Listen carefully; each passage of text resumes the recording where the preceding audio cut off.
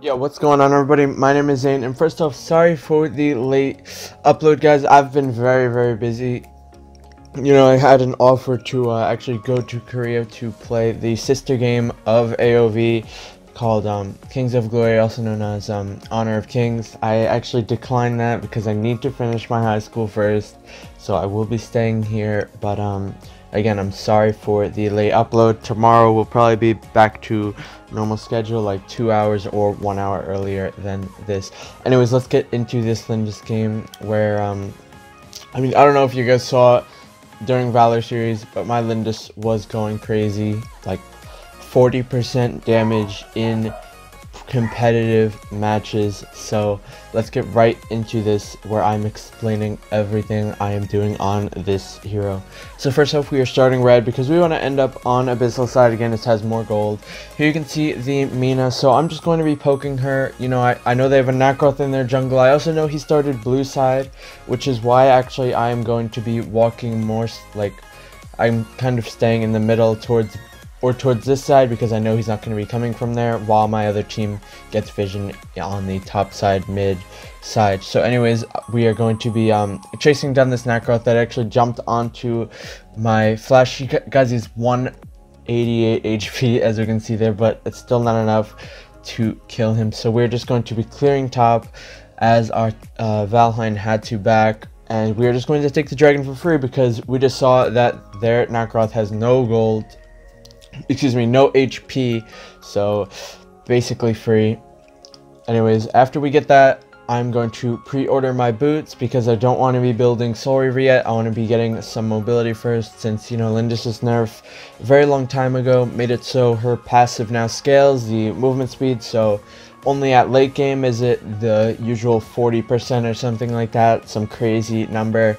But early game, her movement speed is very low. It's only 20% or something from her passive. That's half of what she used to get from the original.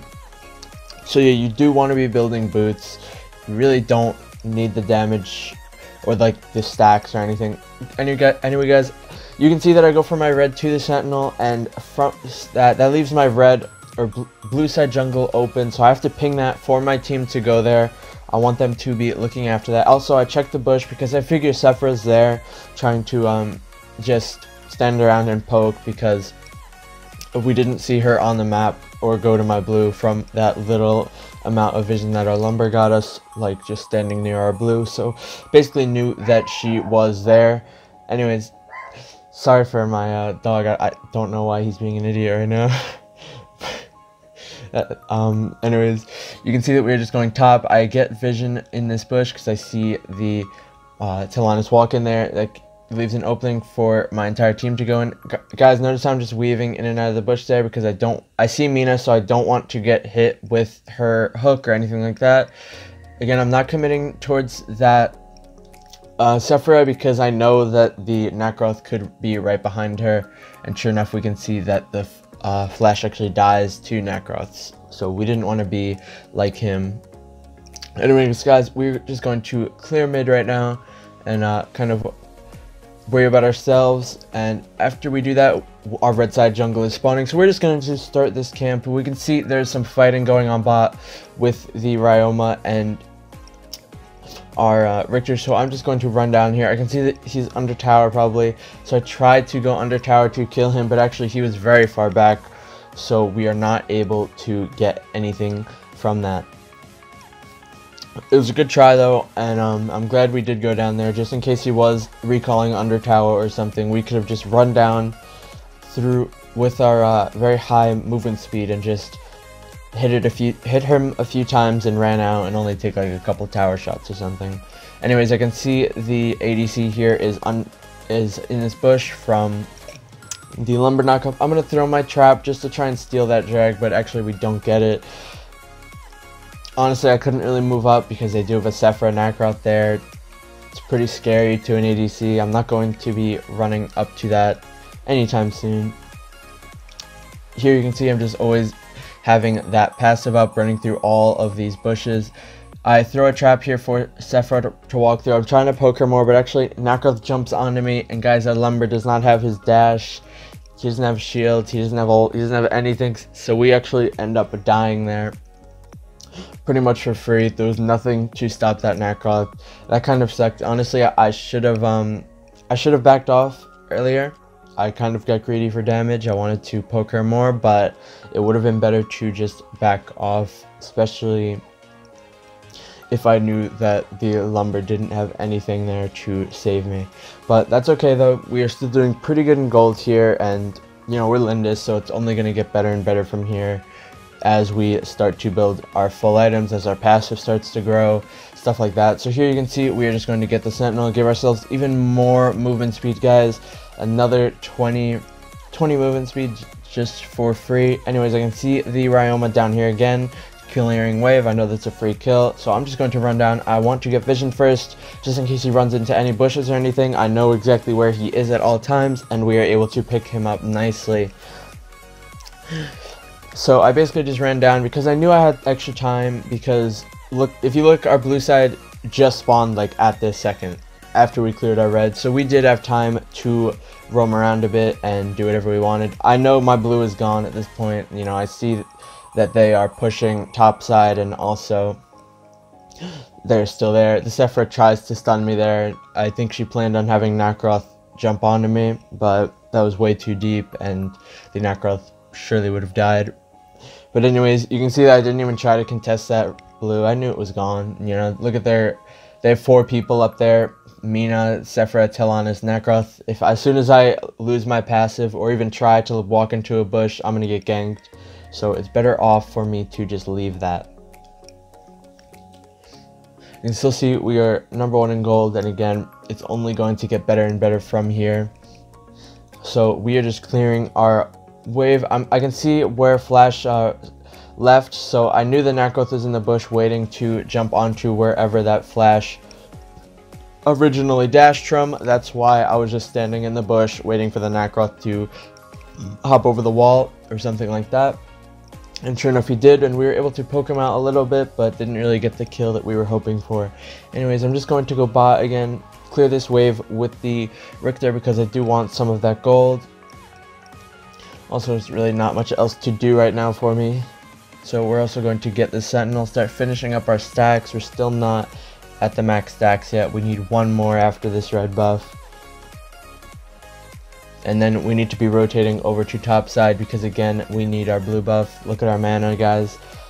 That mana bar just runs out so fast on so many heroes. Like, it really is a necessity to have this blue buff when you're a jungler.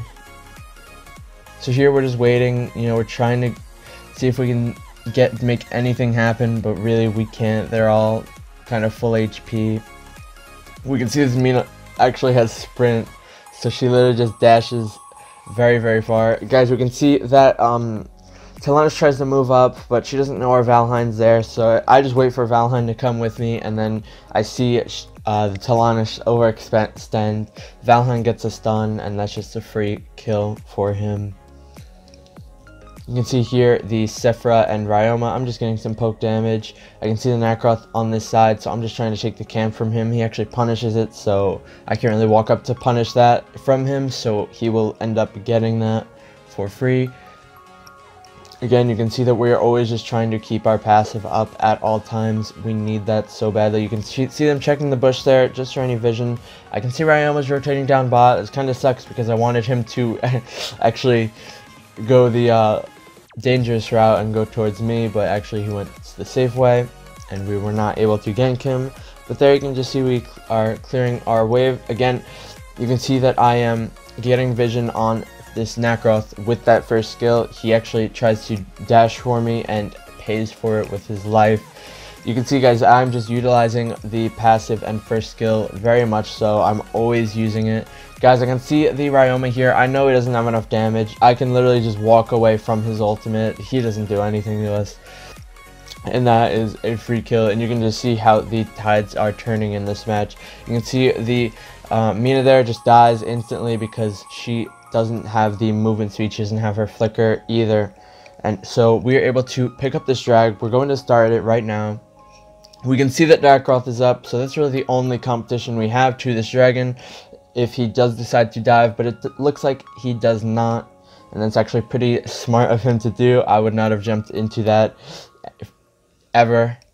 There was probably literally a 0% chance that that would have worked out for that Nightcross. But anyways, we now have the blessing, so we can pretty much do whatever we want in this match as long as we have that blessing. So we are going to become super aggressive, as you guys are going to see. You can see the Nightcross and all of them are bot. We can see the Seph right here, guys. So I'm going to jump onto her and just stay on that. Again, I'm going to run down this side because I know that the Nightcross's escape route is this way. I can see he jumped onto that camp, and guys, look at that damage. He is at like 30% HP already, and we are not even done yet. Again, Nightcross is trying to come for this, but again, guys, look at this Mina. Oh my god, she uses her sprint and runs under tower, ults me and hooks me under. That was actually kind of crazy. I was sad because I thought that we would have been able to do more with our Dark Blessing, but she actually was able to catch us out. That ended a bit sooner than I expected, but it's okay, and we were still able to at least trade with the Nightcross. So yeah, they actually managed to get a Dark Slayer off of that. Yeah, even Lumber, you know, he used a ton of skills to try and save me. I saw that I had a pretty nice shield. I think he healed me as well, but it was just unfortunate that that Mina was able to run there so fast with her sprint. It's actually not something I see very much at all. But we're still able to do good. We're 7-2-5 in this game. I can see I checked the bush for vision, of course, because I don't want to get ganked while I'm taking my blue buff, and sure enough, the Sephiroth is there, so I'm just going to back off. You can see that I get the passive in that bush, guys, and then as soon as I get the passive, I leave because I know that the Nightcross is coming after me. Guys, you can see that Sephiroth, when she uses her ice wall, I kind of move a bit closer to her and then run away as soon as the ice wall ends. But guys, if you guys want to rewind, you can see that I know the Nightcross was there, like right next to that bush.